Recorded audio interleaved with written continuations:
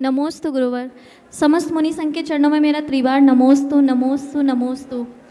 गुरुवर, हमारी अभी अभी शादी हुई है, तो मेरे को ये जानना था, मतलब आपका मार्गदर्शन चाहिए कि हम किस प्रकार अपनी इस वैवाहिक जीवन को सफल कर सके, क्योंकि विचारों में मतभेद होना स्वाभाविक है। कभी इनका पॉइंट मैच नहीं करता, कभी मेरा पॉइंट मैच नहीं करता।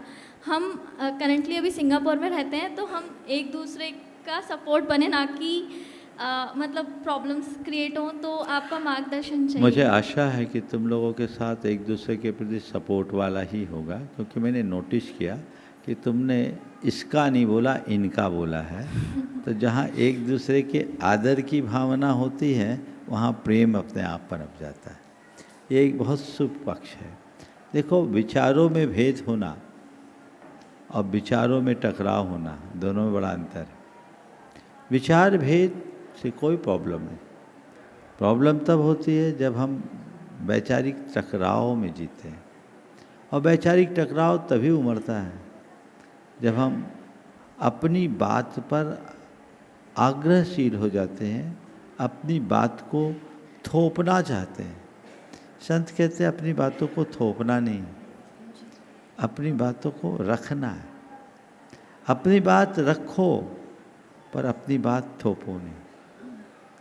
इससे बड़ा अंतर आता है। आज सुबह मैंने कहा था, अपनी बात रखना और अपना राग अलापना, इसमें अंतर है। अपनी बात रखो, अपनी राग अलापने की आदत से बचो। एक दूसरे के प्रति 4 बातों को ध्यान रखना। पहली बात, तुम्हारे माध्यम से तुम जैसे सभी नव दंपतियों को ये संदेश देना चाहूँगा कि वैवाहिक जीवन का संबंध केवल पति पत्नी के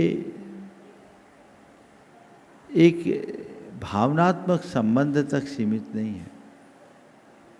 इसका संबंध बहुत गहरा है। उन्हें एक दूसरे के पूरक और प्रेरक बनकर के जीना चाहिए। पहली बात, कोई आगे नहीं, कोई पीछे नहीं, दोनों एक दूसरे के पूरक हैं और प्रेरक हैं। सपोर्टिव और प्रमोटिव, ये दृष्टिकोण होना चाहिए। दूसरी बात, एक दूसरे की भावनाओं की कद्र करना सीखें। तीसरी बात, अपनी गलतियां स्वीकार करना शुरू कीजिए। सामने वाले पर आरोप लगाना बंद कीजिए। और चौथी बात, सामने वाले की गलतियों को नज़रअंदाज करना सीख लीजिए।